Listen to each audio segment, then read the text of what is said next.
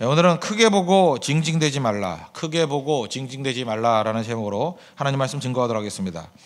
오늘 이제 새 이제 첫 주간이죠. 뭐 지난 주간도 있었지만 이제 새롭게 시작되는 주간인데, 우리가 하나님을 믿는데 하나님이 어떤 분이냐, 역사의 주관자라는 좀 큰 스케일로 하나님을 봤으면 좋겠습니다. 저는 갈라디아서 4장 4절을 참 좋아하는데요. 거기 때가 참해 이런 말씀이 나와요. 때가 참해. 하나님이 그 아들을 보내사 여자에게 나게 하시고 율법 아래 나게 하신 것은 그 율법 아래 있는 자들을 속량하시고 우리로 아들의 명분을 얻게 하려 하심이라. 그러니까 구원을 위해서 예수님 보내셨다, 그 얘기인데, 때가 참해, 그러니까 fullness of time, 시간이 충만해졌다는 거예요. 그러니까 시간도, 타임도 fullness, 성령 충만한 게 아니라 이 시간도 충만함이 있다는 것입니다. 우린 몰라요 그거를. 그래서 시간에 충만함이 있다는 거, 때가 참해, 잊지 마십시오. 뭐 어떤 사람 뭐 목욕탕 갈 때가 때 된다, 뭐 그 뜻이 아니고요. 때가 참해, fullness of time. 잘 보면 예수님이 이 땅에 오실 때면 때가 찼죠. 로마라는 나라를 세팅해 주셨습니다. 로마는 참 재밌는 나라인데 자기들은 가진 게 쥐뿔도 없어요. 아무것도 없는데 사실은 문화적으로 어마어마한 데는 그리스 아닙니까? 그리스의 문화를 흡수해 버려요. 그리고 심지어 그리스의 언어까지도 흡수해 버려요. 나중 가서 라틴어가 좀 쓰인 거지 원래 그리스 언어를 그냥 그대로 수용해 버렸습니다. 뭐냐, 워낙 강력한 문화니까. 그리고 그들은 관용, 그러니까 복음적인 내용들이, 복음이 아닌데 복음적인 내용들이 되게 많이 갖고 있어요. 인클루시브, 포괄적이에요. 그러니까 좋은 건 다 받아들입니다. 그게 로마라는 것입니다. 그러니까 지금도 서구 쪽에 가보면 로마를 이상으로 삼습니다. 그러니까 로마라는 나라가 참 무서운 나라예요. 그러니까 이 스피릿 하나가 얼마나 강력한 것을 만드는지를 보여주고 있는 거죠. 로마 정신, 이거 사실은 굉장히 어마어마한 것이라고 생각합니다. 그들은 이렇게 포괄적, 인클루시브 하니까 생각이 모든 걸 다 바꿔놓은 거예요. 그러니까 길을 닦아요. 길을 닦으면 어떻게 생각하죠? 내게 유리하다고 생각해요. 똑같은 길이면 빨리 접근하잖아요. 길이 내게 유리하다고 생각한다고, 내가 가서 정복하면 되는 거지. 근데 부정적으로 생각하는 사람은 우리나라 같은 데서는 길을 안 닦았죠. 신장로 이런 거 안 닦았죠. 길 닦으면 쳐들어오면 어떡하느냐. 그래서 이게 공격적으로 생각 안 하고 피해의식이 있는 거라고요. 길 잘 닦아놓으면 당하는 거 아니냐. 생각이 그랬다고요. 이게 사실 동양적인 생각일 수도 있었습니다.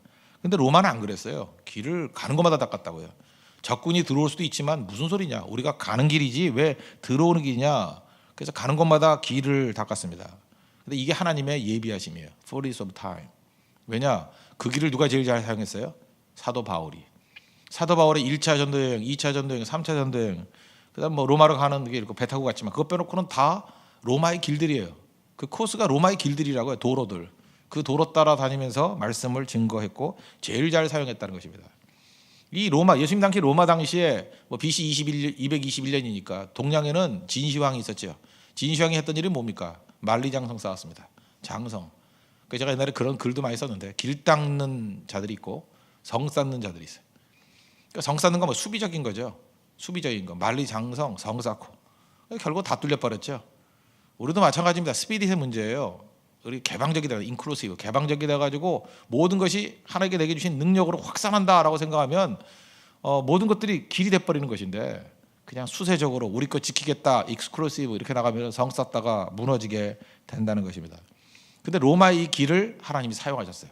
저번에 로마의 두 가지를 사용하셨는데, 길을 사용하셨고 또 하나는 헬라어.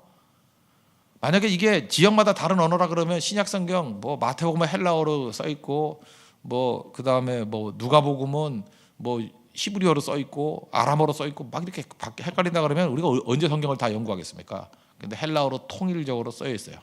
왜냐하면 언어를 사용하셨다는 거예요. 길을 사용하셨고 언어를 사용해 주셨다. 하나님의 예비하심이 있다는 것입니다. 그러므로 이스라엘 백성들이 바벨론으로 포로로 끌려가다 돌아올 때 페르시아에 고레스를 사용했던가 마찬가지로 하나님께서 이때 로마를 사용했다는 거예요. 마찬가지로 우리가 교회 밖에 이 문명 속에 있는 모든 것들을 하나님은 다 사용하신다는 것입니다. 그래서 뭐 교회 밖에 있는 것들을 왜 사용합니까? 그런데 아니에요. 하나님은 그 역사의 주관자가 되시기 때문에 폭넓게 접근하는 법을 꼭 배울 줄 알아야 된다는 것입니다. 출애굽의 역사는요, 속량과 해방의 역사이기 때문에 우리가 이렇게 묶여 있고 이렇게 억압되어 있는 사람들에게 굉장히 중요한 메시지입니다. 그래서 여러분들도 삶 속에서 출애굽의 역사가 있어야 될 부분이 있죠. 벗어나야 되는 것들. 출애굽기 연구해야 된다고 생각합니다. 모세오경 중에 핵심이 출애굽기예요. 출애굽기를 보면서 나머지를 봐야 돼요. 창세기는 뭐예요? 출애굽의 백성들이 우리 오리진이 뭔가 그게 창세기예요. 출애굽을 보고 창세기를 봐야지 창세기 이해가 되는 거예요. 그리고 예배 어떻게 드려야 되느냐, 그 레위기고. 우리가 어떤 올 때 히스토리가 뭐였냐? 민수기고, 다음 세대에게 줄 수 있는 메시지 요약이 뭐냐? 서머리가 뭐냐? 그게 신명기고. 그러니까 출애굽의 핵심이에요. 출애굽기를 정확히 봐야 나머지 모세오경을 다 이해할 수 있다는 것입니다. 사실 출애굽의 내용들은 아브라함이 하나님을 믿으니 의로 여겼다. 창세기 15장에 나오죠. 6절에 나오는 말씀인데 그거 읽고 난 다음에 13절부터 16절까지 약속을 주셨습니다. 여호와께서 아브라함에게 이르시되 너는 반드시 알라 내 백성이 이방에서 객이 되어 그들을 섬기겠고 그들을 400년 동안 내 자손을 괴롭히리니 그들이 섬기는 나라를 내가 징벌할지며 그 후에 내 자손이 큰 재물을 이끌고 나오리라. 16절 내 자손은 4대 만에 이 땅으로 돌아오리니 이는 아모리 족속의 죄악이 아직 가득 차지 아니함이니라 하시더라. 예언의 말씀이에요. 이방에 객이 될 것이다.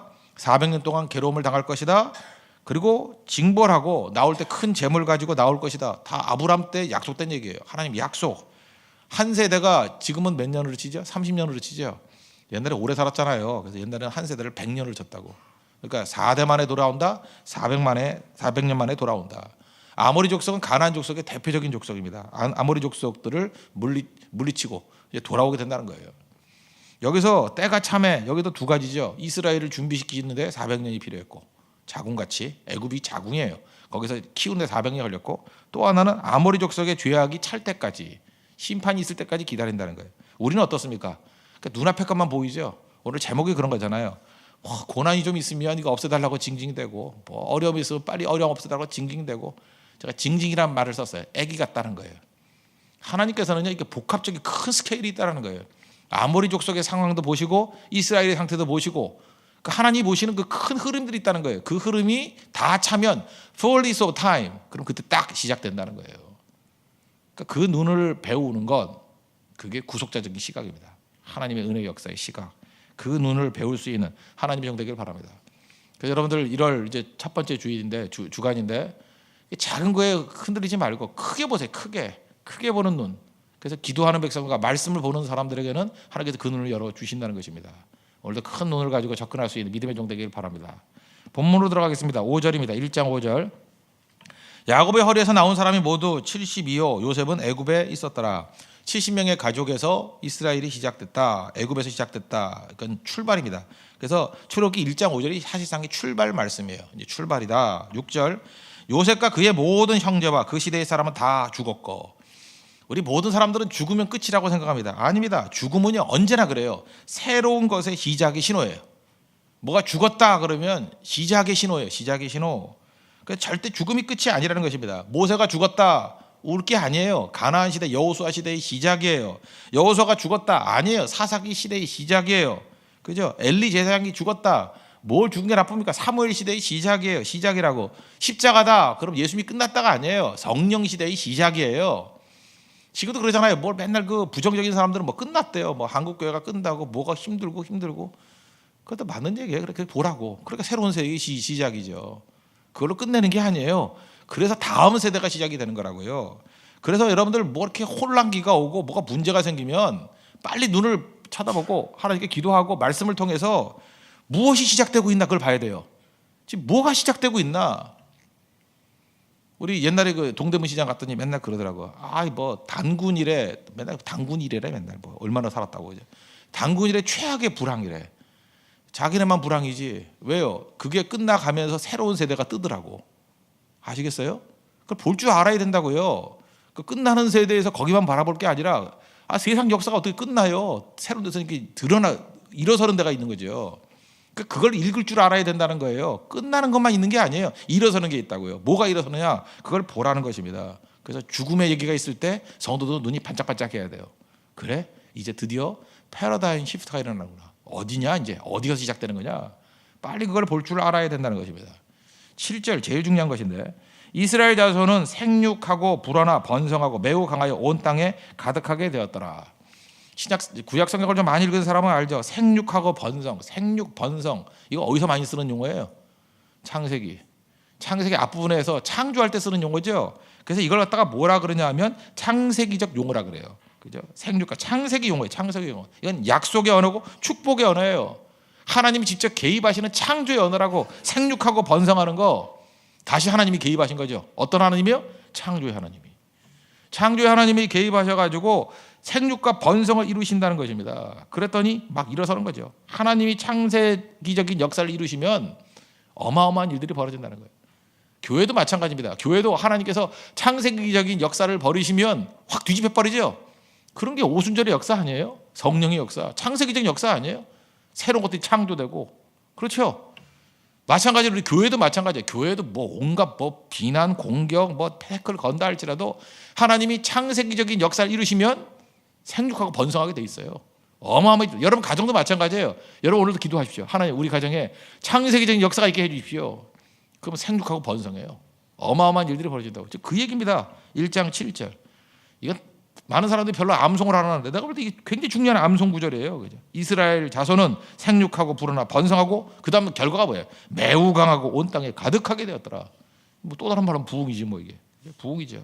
그래서 생육하고 번성 이런 단어가 나오면 거기다가 가로치고 써놔야 돼요. 두근두근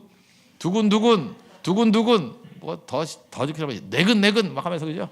예, 내근 하면서 이때부터 무슨 일이 벌어지는 거라고요. 그다음부터 뭐 어마어마한 일이 벌어지게 된다는 것입니다.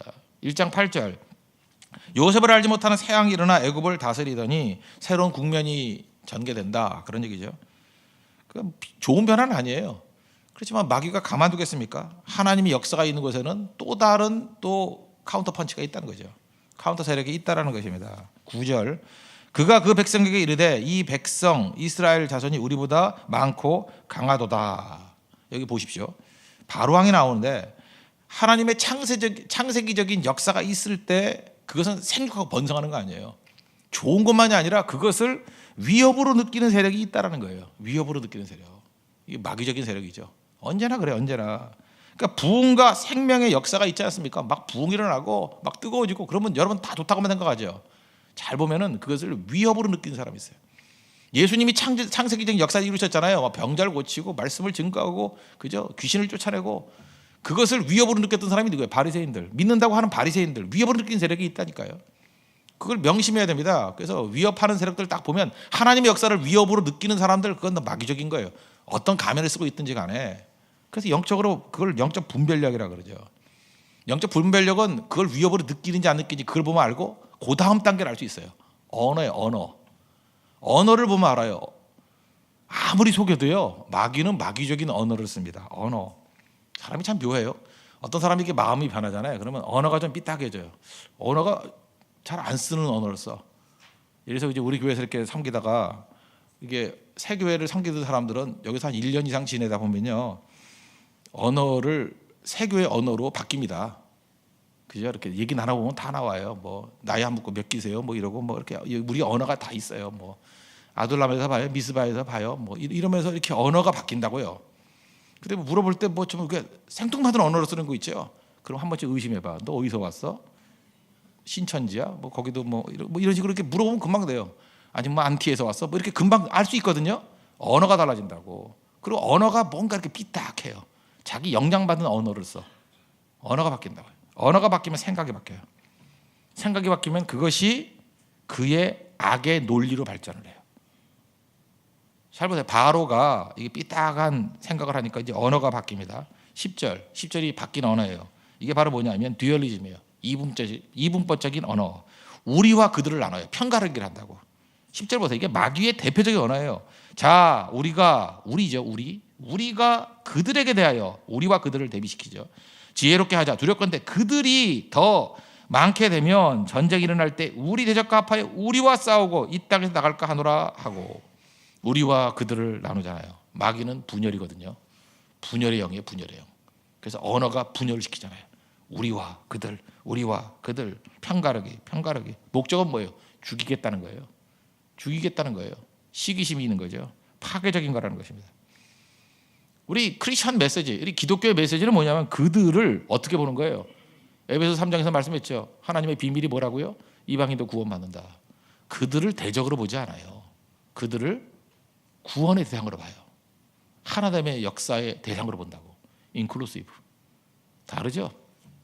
그러니까 마귀 용어는 항상 익스클루시브예요. 우리끼리예요. 속지 마십시오. 그러니까 여러분들 크게 보면 알겠죠. 마귀적인 역사가 뭔가 편가르게 한다니까요. 반면에 하나님의 복음의 역사는 뭐냐 하면 그저 저들도 우리같이 구원시켜 주십시오. 십자가는 벽을 깨는 거예요. 그 언어를 보면 금방 알 수 있다라는 것입니다. 그리고 적개심이 있느냐, 포괄적인가, 인클루시브한가, 그 두 개를 보면 알 수 있고, 또 하나 마귀는요, 마귀적인 또 예언이 있어요. 이거 보세요. 이 땅에서 나갈까 하노라 걱정했죠. 그대로 됐어요, 안 됐어요? 나가죠. 말의 씨가 되는 거죠. 말이 씨가 되는 거예요. 그 뭐 이미 마귀도 알고 있어요. 지들이 망할 거. 나갈까 하노라, 나간다죠.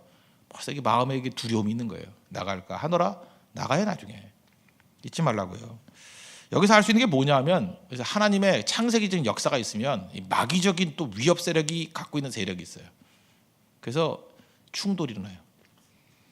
여러분 최근에 나온 책 가운데, 최근에 한 1, 20년 가운데 나온 책 가운데 여러분 어떻게 평가하십니까? 저는 또 생각보다 잘난 척한다 그러지 말고 제가 책을 좀 읽거든요. 책을 많이 읽으니까 이런 건 좀 참고라고 들으세요. 굉장히 중요한 책이 몇 권 있는데, 엘빈 터플러의 제3의 물결, 굉장히 중요한 책이에요. 나는 지금 깜짝깜짝 놀라요. 이런 거의 예언서에 가까운 책이 다 있나. 거기 있는 것들이 거의 다 맞아떨어졌어요. 또 하나가 1997년에 나왔던 세뮤얼 헌팅턴의 문명의 충돌. 좀 섬찟한 책이에요. 문명의 충돌. 제가 이 책 때문에 여러 사람 구원시켰어요. 진짜 여러 사람. 그 책의 내용을 보면 1997년만 해도요, 일본이 약하지 않았습니다. 근데 세뮤얼 헌팅턴이 뭐라 그랬냐, 이제 부상하는 건 서구는 워낙 강했기 때문에 약화되고 두 개의 세력이 떠오른다 그랬어요. 하나가 이슬람이고 또 하나가 우리는 상상도 못했어요. 97년 상기에는 중국이랬어요. 중국. 많은 사람이 그랬어요. 일본 아니에요? 그때만 해도요, 아직도 소련, 러시아가 좀 힘이 있었어요. 러시아 아니에요? 설레설레. 러시아는 근해 국가, 주변 국가. 일본도 주변 국가.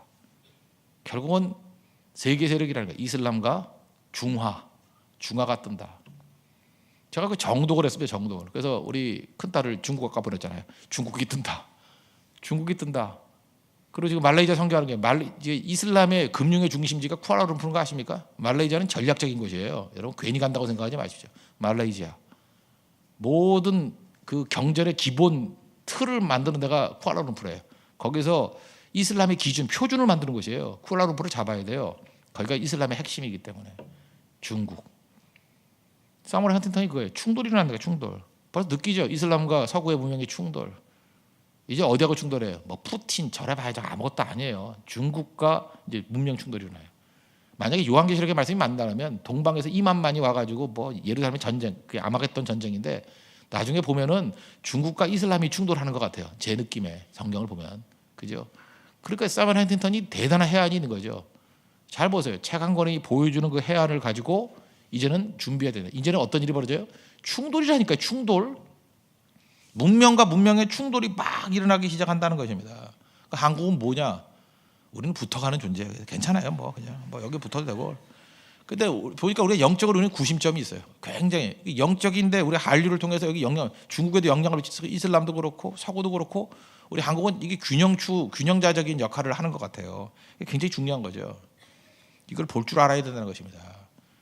그래서 머리 적은 사람들이 좀 표면적인 것만 봐요. 뭐 그렇게 이스라엘이 융성했다, 뭐 번성하더라, 좋다. 아니에요. 반드시 충돌이 일어난다. 반대면을 볼 줄 알아야죠. 이런 세계가 일어나면 그 다음에 이걸 위협으로 느끼는 세력이 있을 것이다. 충돌이 일어날 때 하나님께서 어떻게 일하시는지를 볼 줄 아는 그 큰 눈, 그걸 기를 줄 알아야 된다는 것입니다. 여러분, 하나님께서 여러분 금년에도 창세기적 역사를 일시적으로 믿습니다. 믿습니까? 주신다. 생육하고 번성함이 있다는 거예요. 거기서 머무르지 마십시오. 그걸 위협으로 느끼는 마귀적인 세력이 또 있어요. 충돌이 일어나요. 그때 어떻게 이겨야 될 것인가, 어떻게 승리하는가. 그래, 그 이후에 출애굽기가 궁금하죠. 궁금해서 내일부터 빠질 수가 없겠죠. 왜 대답을 안 하십니까? 예, 그게 궁금해야 되죠. 궁금. 1장 11절부터 14절까지 내용을 쭉 보면은 이제 뭐 학대가 있었다 그 얘기고, 13, 14절을 먼저 읽겠습니다. 이스라엘 자손에게 이 일을 엄하게 시켜 어려운 노동으로 그들의 생활을 괴롭게 하니 곧 흙 이기기와 벽돌 굽기와 농사의 여러 가지 일이라 그 시키는 일이 모두 엄하였더라. 히브리 단어 뭐 다 외울 건 없는데 그 사바트 같은 거 외워야죠. 뭐 이런 거. 근데 이거 뭐 아바드란 단어가 있어요. 아바드. 아바드는 외우세요. 이게 일이란 뜻이에요. 일, 노동. 이 일을 아바드라 그래요. 아바드. 여기 보세요. 이게 노동의 타락인데, 노동의 소외 그러죠. 굉장히 신학적으로 굉장히 중요한데, 13절과 14절에 보면 마귀가 하는 일이 뭐냐 하면 이 일을 가지고 우리를 타락시키는 거예요. 노동을 타락시키는 거예요. 여기서 제가 이 일과 노동을 아바드라 이렇게 같은 단어거든요. 13절 보세요. 이스라엘 자손에게 아바드를 엄하게 시켜 어려운 아바드로 그들의 생활을 괴롭게 하니 곧 흙 이기기와 벽돌 굽기와 농사의 여러 가지 아바드라. 그 시키는 아바드가 모두 엄하였더라. 아바드가 4번, 5번 나오잖아요. 무슨 얘기예요? 마귀는 우리를 하여금 이렇게 힘들게 만들어 가지고 노동을 통해서 우리를 이렇게 얽어매기를 원한다는 거예요. 그래서 제가 볼 때 노동이라는 관점에서 신학을 펼친다 그러면 노동을 통해서 인간성을 말살시킬 수 있습니다. 너무 가난해 가지고 예를 들어서 뭐 하루에 15시간, 16시간씩 일해야지만 겨우 먹고 살게 만드는 거, 그걸 좋은 사회라고 말할 수는 없잖아요. 마귀가 그 배후의 역사하는 거예요. 착취를 통해서. 그죠? 아바드, 노동의 타락이에요. 근데 반대로 요즘에는 어떻게 하느냐 하면 마귀의 전략이 바뀌었어요. 노동을 통해서 돈을 주고 명예를 주고 성공을 주고 쾌락을 줘요. 그래서 노동이 안주하도록 만들어봐요. 당근을 막 줘버리는 거예요. 당근을. 그 지금은요, 너무 가난해서 노동하는 게 아니라 탐욕 때문에 노동하는 사람 많아요. 탐욕 때문에. 일도 너무해. 일도 너무. 돈도 너무 벌어. 새벽 기도도 못 나고 일하는 사람이 있어요. 뭐 새벽에 일하는 사람 말고요. 탐욕 때문에 안 해도 되는데 주일도 성수 안 하고 계속해서 그냥 일만 하고 돈 더 벌겠다고 돈 이러는 인간들. 그것도 타락이에요. 돈 벌겠다고 성교도 안 가고, 물론 먹고 살기 빠듯해서 안 가는 그런 게 아니고 돈 더 벌라고. 그러니까 여기서 문제가 뭐냐면 돈도 적정하게 벌어야 돼요. 적정하게. 긴장감이 있어야 된다는 거예요. 노동의 타락이에요. 아바드의 타락. 그래서 아바드가 타락하지 말라고 하나님이 주신 제도가 있죠. 하나는 가난한 사람 구제하고 시스템 만들라. 그거는 열악한 아바드에 대한 하나님의 시스템이고, 또 하나 우리는 항상 타락으로 가게, 탐욕으로 가게 돼 있습니다. 그래서 중요한 게 뭐예요? 안식일. 노동의 타락을 막는 거예요. 안식일, 주일 성수. 과도하게 일하지 마십시오. 일한다고 되는 거야. 삽질한다고 되는 거 아니에요. 하나님 앞에 잘 쉬십시오. 절대로, 제가 그러잖아요. 이거 안식일을 제대로 지키는, 주일 성수를 제대로 하는 사람 치고 노동이 타락되는 사람 하나도 없어요. 아바드가 구원받아요. 그래서 노동이 기쁨이 되고 그게 가치가 있어지고 노동을 통해서 열매를 거두게 됩니다. 중요한 거죠. 근데 마귀가 오면 뭐부터 타락시켜요? 아까는 언어를 타락시킨다, 생각을 타락시킨다. 또 뭘 타락시켜요? 노동을 타락시켜요. 노동. 여기서만 나오는 게 노동의 소외 문제도 나오고 노동의 타락 문제도 나오고 뭐 어마어마한 것들이 나온다는 것입니다. 12절을 보니까 그러나 학대를 받을수록 더 번성하여. 하나님께서 역사하시면요, 학대를 받더라도 하나님의 승리가 있다는 것입니다. 그래서 여러분들이 뭐든지 하나님 말씀대로 가지 않으면 다 타락한다. 없어도 타락, 있어도 타락. 그래요. 그래서 여러분들 목회가 왜 중요한지 아십니까? 성도들 보면 어떤 사람은 가난해요. 그럼 가난만 벗어나면 될 줄 알죠? 아니에요. 가난하면 가난한 대로 타락하고요. 부자 되면 부자 된 대로 타락해요. 무조건입니다. 말씀으로 와야 돼요. 여러분 믿습니까? 말씀으로 와야 돼요. 오지 않으면 다 타락이에요. 다 타락. 그래서 항상 긴장감 가지고 사명감 가지고 나아갈 때 진정한 기쁨이 넘쳐나게 된다는 것입니다. 오늘 아침에 하나만 배웁시다. 히브리어로 노동이 뭐라고요? 아바드. 일이 뭐라고요? 아바드. 아바드가 온전히 우리 회복되는 은혜의 역사가 있기를 바랍니다. 정리하면 메시지, 하나님의 약속의 시각에서 크게 보라는 거예요. 징징대지 말라.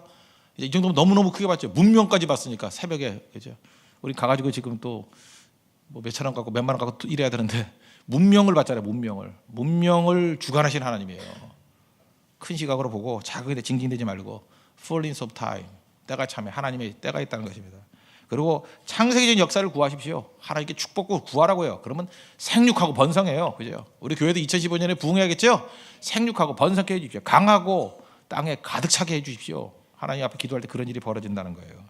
그런데 마귀가 등장하죠. 그걸 창세기적인 역사를 위협으로 느끼는 마귀가 존재한다는 거예요. 언어를 타락시키고 분열시키고, 그죠? 마귀의 역사라는 거예요. 특별히 노동의 소외. 여러분, 노동이 타락되지 않는 길은 주일 성수에 있습니다. 물질이 타락되지 않는 건 11조에 있습니다. 잊지 말라고요. 하나님 주신 안장치를 잘 지키고 말씀대로 순종할 수 있는 우리 믿음의 신실한 종 되기를 바랍니다. 모두 자리에서 일어나겠습니다. 우리 아까 찬양했던 거 360장 1절 찬양하고 기도하도록 하겠습니다. 360장